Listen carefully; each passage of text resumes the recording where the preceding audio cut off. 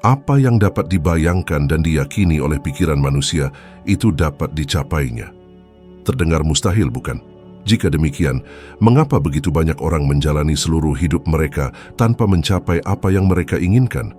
Apakah ada sesuatu yang belum mereka temukan? Hari ini, Anda akan mempelajari 10 kebiasaan harian yang terinspirasi oleh filosofi Napoleon Hill yang memiliki kekuatan untuk sepenuhnya mengubah arah hidup Anda. Pernahkah Anda memperhatikan bagaimana kebanyakan orang bangun setiap hari secara otomatis? Alarm berdering, ponsel bergetar, notifikasi mulai bermunculan, dan bahkan sebelum minum kopi, pikiran mereka sudah lelah. Mereka membuka mata dan langsung melemparkan diri ke dalam maraton tugas, kewajiban dan gangguan, tanpa menyadari bahwa mereka telah kehilangan kendali atas hari mereka bahkan sebelum dimulai. Dan yang paling mencolok adalah siklus ini berulang selama bertahun-tahun, terkadang selama berpuluh-puluh tahun. Bangun, terburu-buru, mengeluh, tidur, dan mengulanginya. Tanpa tujuan, tanpa arah, tanpa fokus. Ini seperti berada di dalam mobil dengan mesin menyala, tetapi tidak tahu harus pergi kemana. Anda merasakan suara, gerakan, tetapi jauh di lubuk hati, Anda tidak pergi kemana-mana. Napoleon Hill berkata, seorang pria tanpa tujuan bagaikan kapal tanpa kemudi, dan tidak ada metafora yang lebih tepat dari itu. Karena tanpa arah yang jelas, angin apapun tampak benar, tetapi semuanya membawa Anda ke tujuan yang sama, frustrasi dan stagnasi. Pikirkan tentang itu.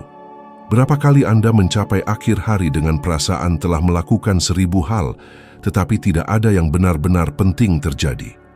Anda sibuk, tetapi tidak produktif, aktif, tetapi tidak maju. Dan inilah jebakan yang menjerat kebanyakan orang, mengacaukan gerakan dengan kemajuan. Namun kunci yang ditemukan Hill dan yang dikonfirmasi oleh sains hari ini adalah bahwa hanya beberapa menit dari kejelasan yang disengaja sudah cukup untuk sepenuhnya mengubah arah hidup Anda. Sebelum membiarkan dunia menyerbu pikiran Anda perlu berhenti, bernapas, dan menentukan satu tujuan saja. Hanya satu, bukan 5, bukan 10, hanya satu. Mungkin terlihat sedikit, tetapi disitulah letak kekuatannya. Karena ketika Anda memutuskan apa yang benar-benar penting, segala sesuatu yang lain mulai menata ulang dirinya sendiri di sekitar keputusan itu. Otak Anda berhenti mengembara dan mulai bekerja demi keuntungan Anda. Dan ini bukan hanya filosofi. Penelitian dari Dominican University of California menunjukkan bahwa orang yang menuliskan tujuan mereka, 42% lebih mungkin untuk mencapainya daripada mereka yang hanya memikirkannya. 42% itu sudah cukup untuk mengubah keinginan menjadi rencana dan rencana menjadi kenyataan. Menulis adalah mendeklarasikan kepada alam bawah sadar Anda bahwa Anda berkomitmen padanya. Ini seperti menancapkan bendera yang mengatakan, disinilah saya akan tiba. Sekarang bayangkan dampak yang akan terjadi jika Anda menerapkannya setiap hari, di pagi hari, sebelum gangguan apapun. Perbedaan antara mereka yang memiliki tujuan jelas dan mereka yang hidup secara otomatis sangat mencolok. Sementara beberapa orang menghabiskan hari mereka bereaksi terhadap masalah, yang lain bertindak dipandu oleh niat. Sementara beberapa orang bangun dan berkata, mari kita lihat apa yang hari ini bawa. Yang lain memutuskan, apa yang akan saya lakukan dengan hari ini? Perubahan pola pikir sederhana ini mengubah segalanya. Hill mengalaminya secara langsung. Pada usia 25 tahun ketika ia masih seorang reporter muda, ia mendapat kesempatan untuk mewawancarai Andrew Carnegie, orang terkaya di dunia pada waktu itu. Selama percakapan mereka, Carnegie melihat potensi Hill dan menantangnya untuk mendedikasikan 20 tahun berikutnya dalam hidupnya untuk mempelajari dan mendokumentasikan kebiasaan orang-orang paling sukses di planet ini. Sebuah tantangan besar bagi seseorang tanpa uang, tanpa koneksi dan tanpa jaminan. Tetapi Hill menerimanya tanpa ragu. Dalam sekejap itu, ia menetapkan satu tujuan saja, untuk mengungkap rahasia kesuksesan dan membagikannya kepada dunia. Dan justru keputusan itulah yang membentuk seluruh perjalanannya. Jika ia ragu, jika ia menunda, jika ia membiarkan ketakutan berbicara lebih keras, mungkin kita tidak akan pernah memiliki buku Think and Grow Rich yang terus mengubah kehidupan di seluruh dunia hingga hari ini. Sungguh menarik bagaimana kejelasan satu tujuan saja dapat mengubah nasib seseorang. Dan disitulah tepatnya banyak orang gagal. Bukan karena mereka kekurangan bakat, keberuntungan atau kesempatan, tetapi karena mereka hidup tanpa arah.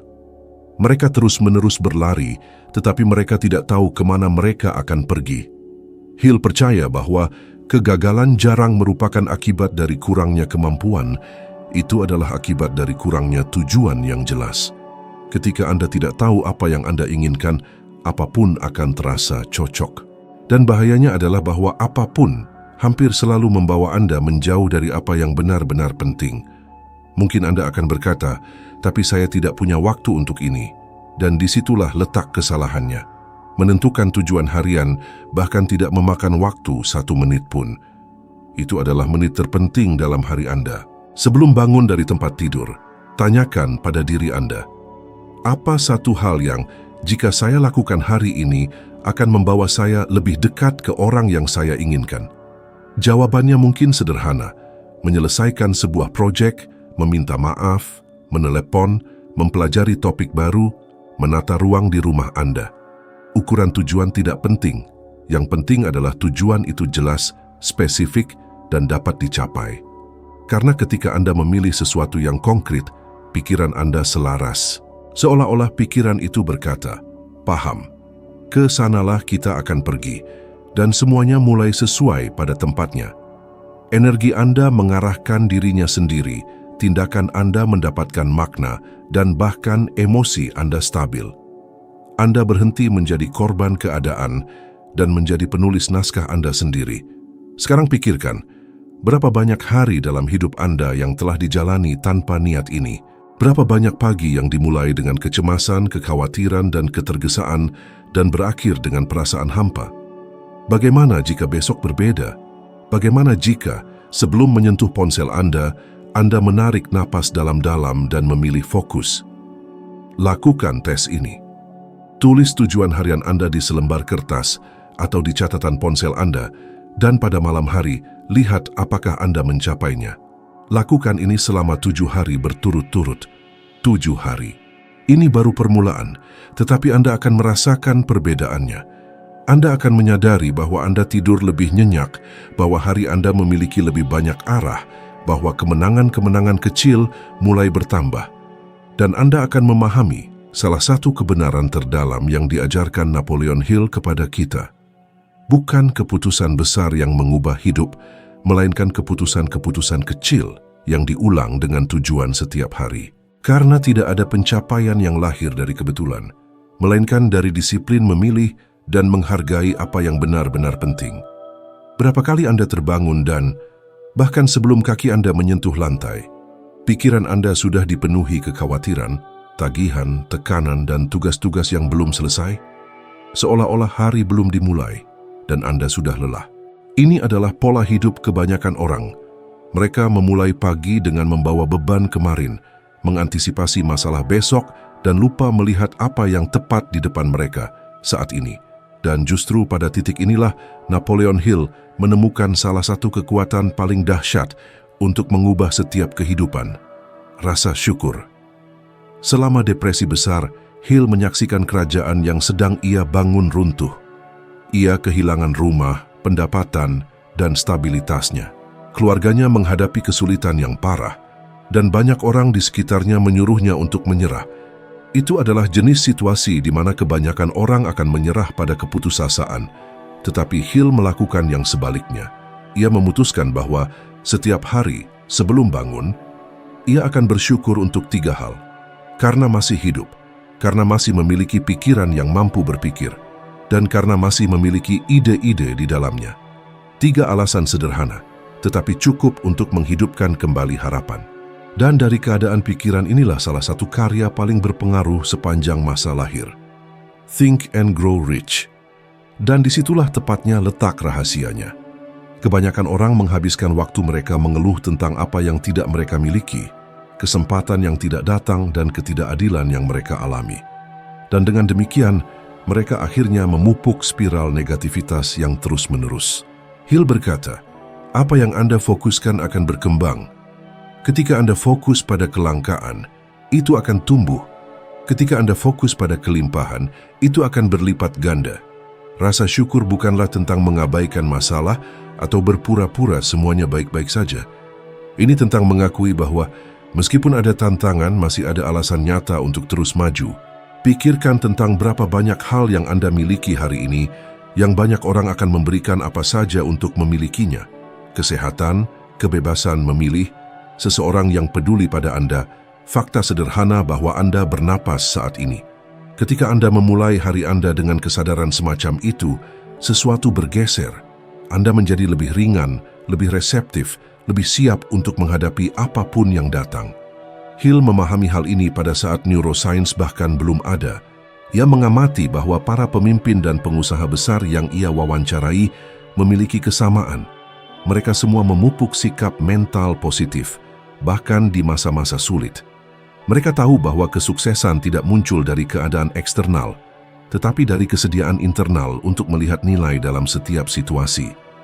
Dan jauh di lubuk hati, rasa syukur hanyalah itu, pilihan sadar tentang di mana Anda menempatkan perhatian Anda. Bayangkan dua orang menghadapi situasi sulit yang sama. Yang satu fokus pada masalah, rasa sakit, dan kehilangan. Yang lain fokus pada pelajaran, kekuatan, dan kemungkinan awal yang baru.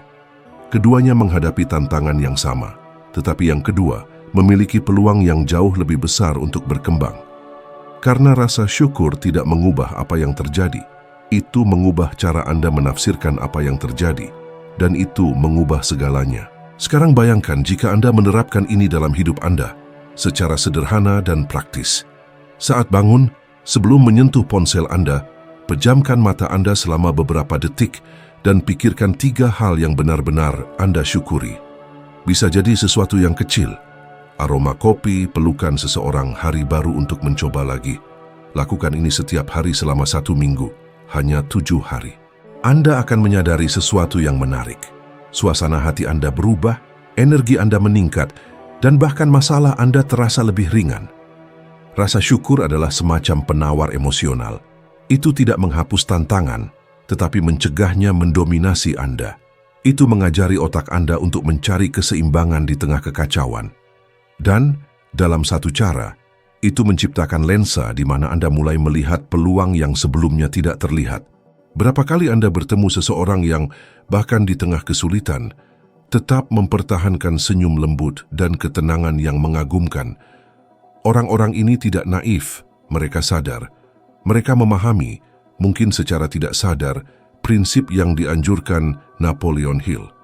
Kekuatan memilih fokus Anda, dan ketika Anda memilih fokus yang tepat, hidup mulai merespons. Mempraktikkan rasa syukur membuka ruang untuk lebih banyak lagi. Seolah alam semesta berkata, kamu menghargai sedikit yang kamu miliki, jadi sekarang kamu siap untuk lebih banyak. Dan ini bukan tentang mistisisme, ini tentang perilaku. Orang yang bersyukur bertindak lebih tenang, membuat keputusan yang lebih tegas, dan memiliki dorongan yang lebih besar untuk mengejar tujuan mereka, justru karena mereka tidak membuang energi untuk meratap atau mengeluh. Pertarungan hening berkecamuk di dalam diri setiap orang setiap hari, dan kebanyakan tidak menyadari bahwa mereka sedang melawannya. Ini adalah perang antara pikiran yang Anda pelihara dan pikiran yang Anda coba abaikan. Kenyataannya, musuh terbesar Anda jarang sekali berasal dari luar. Ia bersemayam di dalam pikiran Anda sendiri. Dan apa yang ditemukan Napoleon Hill adalah bahwa jika Anda tidak menguasai musuh batin ini, ia akan menyabotase setiap upaya yang Anda lakukan menuju kemenangan. Berapa kali Anda berkata pada diri sendiri, saya tidak bisa melakukannya, ini bukan untuk saya, atau saya tidak pantas mendapatkan ini. Frasa-frasa yang terkesan polos, namun bertindak sebagai perintah langsung ke alam bawah sadar Anda. Hill dengan tegas menyatakan, pikiran manusia itu seperti taman. Jika Anda tidak menanam apapun di dalamnya, gulma akan tumbuh dengan sendirinya. Dengan kata lain, jika Anda tidak mengarahkan pikiran Anda, pikiran itu akan berbalik melawan Anda. Dan itulah yang terjadi pada kebanyakan orang. Mereka membiarkan pikiran mereka beroperasi secara otomatis, mengulang keyakinan lama, ketakutan, dan batasan yang ditanam di sana bertahun-tahun yang lalu, terkadang oleh orang lain. Neuroscience modern mengonfirmasi apa yang Hill sudah ketahui di awal abad yang lalu. Otak tidak membedakan antara realitas dan imajinasi. Ia bereaksi terhadap apa yang Anda pikirkan seolah itu nyata. Penelitian dari Cleveland Clinic menunjukkan bahwa pola pikir berulang secara langsung memengaruhi kimia otak, memengaruhi segalanya mulai dari suasana hati hingga kinerja fisik. Ini berarti bahwa setiap kali Anda mengulang frasa negatif tentang diri Anda sedang melatih otak Anda untuk mempercayainya. Hasilnya adalah siklus sabotase diri. Hill mengalami ini dengan intens. Ia menghadapi kelaparan, penolakan, dan ketidakpercayaan orang-orang di sekitarnya. Ada masanya ia kehilangan segalanya, pekerjaannya, uangnya, bahkan dukungan keluarganya. Namun setiap hari ia mengulang pada dirinya sendiri, "Saya dilahirkan untuk hal-hal besar. Saya akan belajar dari setiap kegagalan dan menjadi lebih baik dari kemarin." Pengulangan ini yang diucapkan dengan keyakinan membentuk kembali struktur pikirannya. Pada akhirnya, mengubahnya menjadi salah satu penulis paling berpengaruh di dunia. Itu bukan keberuntungan, itu adalah pemrograman mental. Apa yang banyak orang sebut sebagai iman atau optimisme adalah, pada kenyataannya, hasil dari melatih pikiran secara konsisten untuk fokus pada apa yang membangun daripada apa yang menghancurkan. Hill menjelaskan bahwa pikiran memiliki kekuatan kreatif dan bahwa alam bawah sadar beroperasi seperti pelayan yang patuh. Jika Anda memberinya makan ketakutan, ia akan menciptakan situasi yang mengonfirmasi ketakutan itu. Tetapi jika Anda memberinya makan keyakinan, ia akan membimbing Anda menuju pengalaman yang memperkuat keyakinan itu. Sekarang, pertimbangkan sisi sebaliknya. Berapa banyak orang menghabiskan seluruh hidup mereka dengan mengatakan, "Saya tidak beruntung. Tidak ada yang pernah berhasil untuk saya," atau "Saya tidak akan pernah keluar dari situasi ini." Kata-kata ini yang sering diucapkan menjadi ramalan yang terwujud dengan sendirinya. Dan ketika kegagalan tiba, mereka berkata, "Lihat, saya sudah tahu." Mereka tidak menyadari bahwa mereka tidak memprediksi masa depan, mereka sedang menciptakannya. Hill mengajarkan bahwa apapun yang dapat dibayangkan dan diyakini oleh pikiran manusia dapat dicapainya. Tetapi kebalikannya juga benar. Apapun yang ditakuti dan diyakini pikiran juga dapat terwujud. Mungkin Anda bertanya-tanya, apakah mungkin untuk mengendalikan pikiran Anda sepanjang waktu? Tentu saja tidak. Pikiran negatif akan selalu muncul ke permukaan. Rahasianya bukan untuk menghindarinya, melainkan untuk tidak memberinya makan. Mereka seperti pengunjung yang tidak diundang. Mereka mengetuk pintu, tetapi mereka hanya masuk jika Anda mengizinkannya. Dan begitu mereka masuk, mereka menciptakan kekacauan, menempati ruang, dan menguras energi Anda. Perbedaan antara mereka yang maju dan mereka yang jalan di tempat terletak pada bagaimana mereka bereaksi terhadap pengunjung ini. Orang yang sadar mengamati mereka, mengakui kehadiran mereka, tetapi tidak mengidentifikasi diri dengan mereka. Mereka mengganti pikiran yang merusak dengan pikiran yang membangun. Hill menyebut ini disiplin diri mental, kemampuan untuk memilih pikiran Anda dengan kehati-hatian yang sama saat Anda memilih kata-kata Anda. Dan seperti keterampilan apapun, itu berkembang dengan latihan. Anda bisa mulai sekarang. Setiap kali pikiran Anda mengatakan, "Saya tidak bisa," tambahkan satu kata, "Belum." "Saya tidak bisa." "Belum." Perubahan kecil ini sepenuhnya mengubah cara otak menafsirkan pesan tersebut. Kata, "Saya tidak bisa," menutup pintu. Kata, "Belum," menjaga harapan tetap hidup. Dan sains menjelaskan alasannya. Ketika Anda mengubah dialog internal Anda mengaktifkan area otak yang terkait dengan motivasi dan pemecahan masalah. Alih-alih merasakan kekalahan, otak memahami bahwa ada tantangan yang harus diatasi dan mulai mencari solusi. Inilah mengapa perubahan kecil dalam dialog internal menghasilkan pergeseran signifikan dalam perilaku. Hill berkisah bahwa selama momen-momen paling ragu akan dirinya, ia akan menulis afirmasi positif dan membacanya keras-keras setiap hari. Ia mengatakan ia perlu berteriak lebih keras dari pikiran-pikiran negatif. Praktik ini, yang mungkin terlihat sederhana, memiliki dasar ilmiah. Para peneliti di University of Toronto menemukan bahwa mengucapkan afirmasi positif mengaktifkan area otak yang terkait dengan persepsi diri dan kepercayaan diri, secara bertahap memprogram ulang cara individu memandang diri mereka sendiri.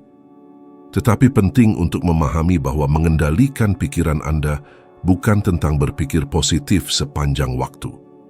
Ini tentang berpikir dengan tujuan. Ini tentang memilih pikiran yang menguatkan Anda, bahkan ketika segalanya tampak salah. Ini tentang melihat masalah dan berkata, "Saya belum menemukan solusinya, tapi saya akan." Ini tentang mengganti rasa bersalah dengan pembelajaran dan ketakutan dengan tindakan. Hill mengamati bahwa individu-individu paling sukses di eranya, tokoh seperti Henry Ford, Thomas Edison, dan Andrew Carnegie, memiliki kebiasaan yang sama. Mereka mengelilingi diri mereka dengan pikiran-pikiran yang menantang mereka. Mereka berkumpul dengan orang-orang yang berpikir besar, yang mendiskusikan ide-ide, bukan orang lain. Bukan kebetulan bahwa orang-orang ini, meskipun berasal dari awal yang sederhana, akhirnya membentuk jalannya sejarah. Mereka memahami bahwa lingkungan lebih kuat daripada kemauan. Bahwa ambisi tidak cukup jika Anda hidup di lingkungan yang menghancurkan impian. Ketika masih muda, Hill tumbuh besar dikelilingi orang-orang sederhana di pedesaan Amerika Serikat, tempat sedikit orang yang percaya pada kemajuan. Tetapi ia membuat pilihan. Ia memutuskan untuk mencari mentor, buku dan pikiran yang lebih besar dari miliknya sendiri. Ketika ia tidak bisa dekat secara fisik dengan individu-individu ini, ia mempelajari mereka. Ia membaca biografi mereka, mengasimilasi ide-ide mereka, dan menyerap pikiran mereka. Seiring waktu ia menyadari bahwa ia telah menciptakan lingkaran pengaruh mental. Bahkan tanpa hadir secara fisik, ia secara intelektual mengelilingi dirinya dengan individu-individu yang menginspirasi. Dan itulah titik baliknya. Hari ini, dengan teknologi dan internet, Anda menggenggam sesuatu yang bahkan lebih kuat. Anda dapat mengakses, dalam hitungan detik saja, ide-ide para pemimpin, pemikir, pengusaha, dan orang-orang yang telah mencapai apa yang Anda cita-citakan. Namun, ironisnya, banyak yang memilih untuk menghabiskan waktu itu dengan mengonsumsi konten kosong, terlibat dalam diskusi tanpa makna, dan mengikuti individu-individu yang tidak menambahkan apa-apa selain gangguan. Hasilnya dapat diprediksi. Pikiran menjadi terbiasa dengan kebisingan dan kehilangan arah. Lingkungan Anda tidak hanya fisik, itu juga mental. Dan jika Anda tidak secara sadar memilih siapa dan apa yang menempati pikiran Anda, orang lain akan membuat pilihan itu untuk Anda. Media sosial menawarkan contoh utama tentang ini. Setiap video, setiap unggahan, setiap komentar yang Anda konsumsi adalah bata dalam pembangunan pola pikir Anda. Anda mungkin menguatkan atau melemahkan diri sendiri tanpa menyadarinya. Pertanyaannya adalah, apa yang Anda izinkan masuk? Hill memahami ini dan tegas dalam menyatakan bahwa kesuksesan bukanlah tindakan yang terisolasi. Itu adalah hasil dari penjumlahan pikiran-pikiran yang selaras. Inilah sebabnya ia menciptakan konsep mastermind, aliansi mental antara individu-individu yang memiliki tujuan yang lebih besar. Ia mengajarkan bahwa ketika dua atau lebih pikiran bersatu dalam harmoni, sebuah pikiran baru tercipta, lebih kuat daripada jumlah bagian-bagiannya. Begitulah cara Edison dan Ford berkembang bersama, bertukar ide dan tantangan, masing-masing mendorong yang lain maju. Tetapi ketika harmoni tidak ada, efeknya berbalik. Hill memperingatkan bahwa lingkungan beracun menguras energi kreatif dan perlahan membunuh ambisi hingga Anda menjadi bayangan dari diri Anda yang berpotensi. Inilah yang terjadi pada begitu banyak tokoh publik yang dikelilingi oleh orang-orang yang salah, melihat jalan mereka hancur. Contoh yang menonjol adalah Michael Jackson. Meskipun bakatnya tak tertandingi, ia menemukan dirinya dikelilingi oleh penjilat yang selalu berkata ya untuk segalanya dan mengeksploitasi kerentanannya. Secara bertahap, ia mulai kehilangan rasa realitasnya, keseimbangan emosional, dan kebijaksanaan dalam pengambilan keputusan. Lingkungannya mengisolasinya, dan isolasi itu datang dengan harga yang mahal. Mustahil untuk berkembang di tanah yang tidak subur. Dan seringkali, tanah yang tidak subur itu bukanlah dunia itu sendiri. Itu adalah orang-orang di sekitar Anda. Jika Anda ingin tumbuh, Anda perlu bertanya pada diri sendiri, apakah orang-orang di sisi Anda saat ini mendorong Anda maju atau menahan Anda? Ketika Anda berbicara tentang impian Anda, apakah mereka yang mendengarkan mempercayai Anda atau mencemooh? Karena suka atau tidak suka, Anda akan menjadi seperti orang-orang ini. Jika Anda bergaul dengan pengeluh, Anda akan segera menemukan diri Anda mengeluh juga. Jika Anda menghabiskan waktu dengan pembelajar, Anda juga akan segera belajar. Jadi mulailah dari yang kecil. Cobalah latihan sederhana. Daftarkan 5 orang yang paling sering Anda habiskan waktu bersamanya, baik secara langsung maupun virtual, dan tanyakan pada diri sendiri, apakah individu-individu ini menginspirasi Anda atau menguras energi Anda? Apakah mereka mendorong Anda maju atau melumpuhkan Anda? Apakah mereka mendorong Anda untuk berkembang atau justru membuat Anda nyaman dalam biasa-biasa saja? Jujurlah pada diri sendiri. Jawaban atas pertanyaan-pertanyaan ini akan menentukan masa depan Anda. Jika Anda merasa dikelilingi oleh pemikiran-pemikiran sempit, ingatlah apa yang dilakukan Hill. Carilah mentor, bahkan dari jauh sekalipun. Bacalah buku-buku, tonton wawancara, dengarkan kisah-kisah mereka yang telah mencapai hasil. Ubahlah rutinitas Anda menjadi lingkungan belajar. Pada akhirnya, Anda tidak perlu terlahir di tempat yang luar biasa untuk menjadi pribadi yang luar biasa. Anda hanya perlu memutuskan untuk tidak terus-menerus dikelilingi oleh hal-hal yang membatasi Anda. Lingkungan Anda adalah cerminan takdir Anda. Pilihlah dengan bijak pantulan yang ingin Anda lihat. Sadar atau tidak, setiap orang yang Anda habiskan waktu bersamanya entah mendorong Anda menuju tujuan atau justru mengalihkan Anda darinya. Dan kenyataannya, harga bergaul dengan mereka yang menghambat Anda selalu lebih tinggi daripada biaya untuk melangkah sendiri selama beberapa waktu. Putuskan untuk mengambil kendali atas pikiran Anda, rutinitas Anda, dan lingkungan di sekitar Anda. Sebab kenyataannya, setiap kebiasaan kecil, setiap pikiran yang Anda miliki, dan setiap orang yang Anda ajak berinteraksi dengan satu atau lain cara membentuk takdir Anda. Napoleon Hill menunjukkan kepada kita bahwa kesuksesan tidak lahir dari momen keberuntungan, tetapi dari serangkaian keputusan sadar yang dibuat setiap hari. Keputusan untuk berpikir berbeda, bertindak dengan tujuan, dan mengelilingi diri Anda dengan hal-hal yang mendorong maju, bukan yang membatasi. Jika ada satu poin penting dari semua yang telah Anda dengar hari ini, itu adalah ini: Anda memiliki kekuatan untuk memilih arah hidup Anda. Dan itu dimulai dengan tindakan-tindakan paling sederhana. Bangun dengan rasa syukur, menetapkan tujuan yang jelas, melindungi pikiran Anda, dan memilih lingkungan yang mendukung pertumbuhan Anda. Itu adalah pilihan-pilihan kecil, tetapi merupakan fondasi masa depan. Nah, jika konten ini menyentuh Anda, ketahuilah bahwa perjalanan tidak berakhir di sini. Video berikutnya yang muncul di layar Anda akan membantu Anda menapaki satu anak tangga lagi dalam tangga evolusi pribadi ini, sehingga Anda menjadi 1% lebih baik dari diri Anda sekarang. Terima kasih telah bergabung dengan saya sejauh ini, dan saya berharap dapat bertemu dengan Anda di video berikutnya.